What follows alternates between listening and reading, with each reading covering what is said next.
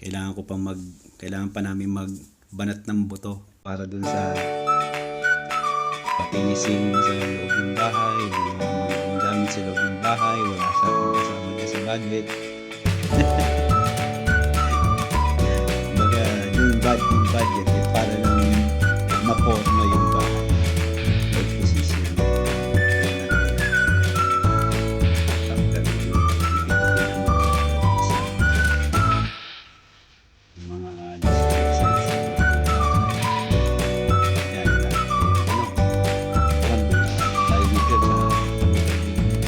Say, ito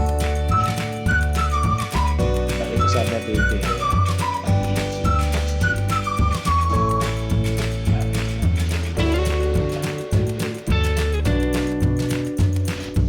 yung lumang bahay nakatabi kasama ito sa lote nga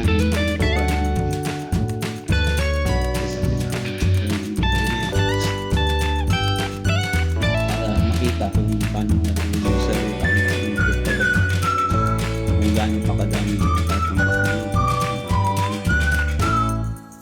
pero tingin ko laki ng kakalimutan kaya ang suggest ko nga dito gawin na lang pa-slide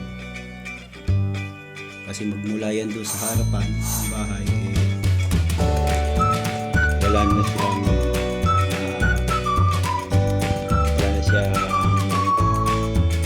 lupa kaya dito kaya ayun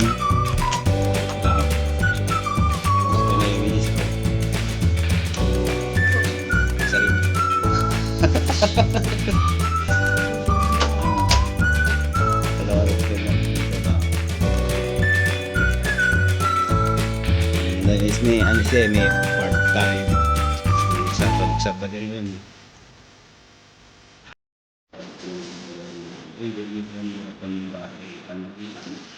hindi nang ba sa paligid sa labas pamporma tsaka yung mga nag-iba ng bahay. Tingnan nyo naman yung lumang bahay. Mataas doon kaya tatambakan ng lupa yun.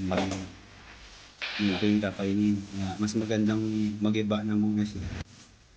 Para makita kung gaano kalaki pa yung kakailanganin na lupa. Kasi yung dati, yung nagpatamba kami doon sa harapan, medyo ang laki ng ginastos doon. Talagang kinain yung budget ni Mrs. para doon sa bahay. Ang laki ng kinain nun, yung panambak na yun at saka yung riprap sa likod. Kung wala kami riprap, kung patang sa ano yan, baka malamang hanggang sa matapos yan, buong bahay. Buong budget. Kaso, yun nga yung sa riprap, laki ng gastos, tapos yung panambak ng lupa, lalim kasi yung pinambakan yun. Tapos yung kailangan pa namin gawing buhos yung isang part ng pader makaharang mo sa sopa kasi hindi pwedeng dito na siya kailangan matibay maraan siyang bakal saka upos talaga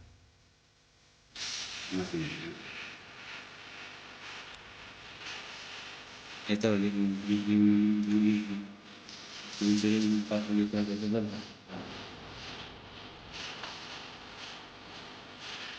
medyo binis na yung loob ng kwarto.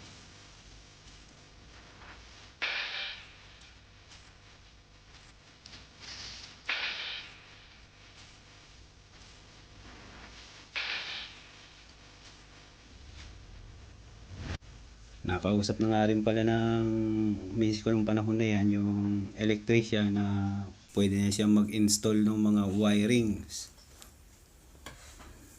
Yan, yung panahon na yan. Kailangan ma-install na siya ng wirings para pag-iba ng bahay kasi wala nang papahingahan sila doon, wala nang ilaw.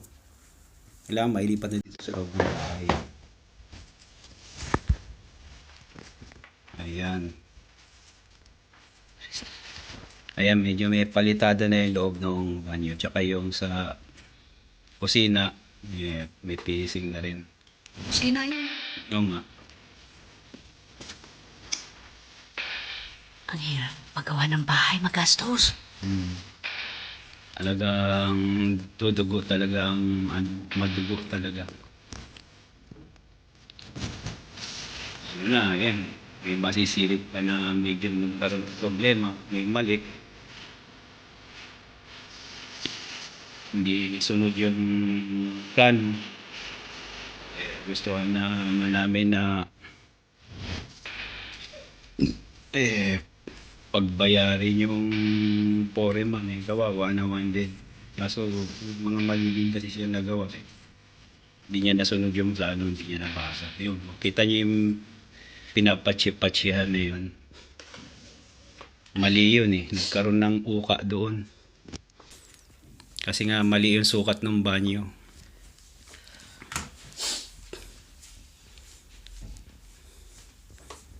Tsaka nagkaroon pa ng problema dun sa pagkakabit ng mga tubo, kaya yung sa pinaka alulod nung rooftop na dadaluyan ng tubig medyo nagkaroon ng problema.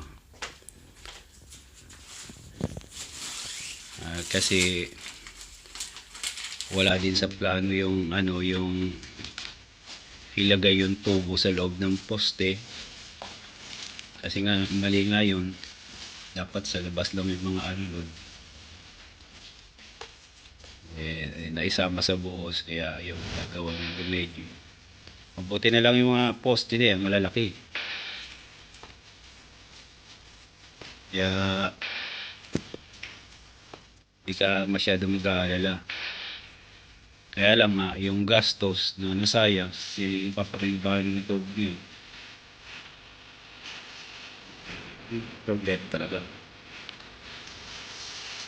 Kaya hanggang sa muli, mga kalugar, sa susunod na upload, makikita nyo ulit yung development ng bahay. May mga video na ako na-receive, kaya pagdudugtungin ko na ako i-upload.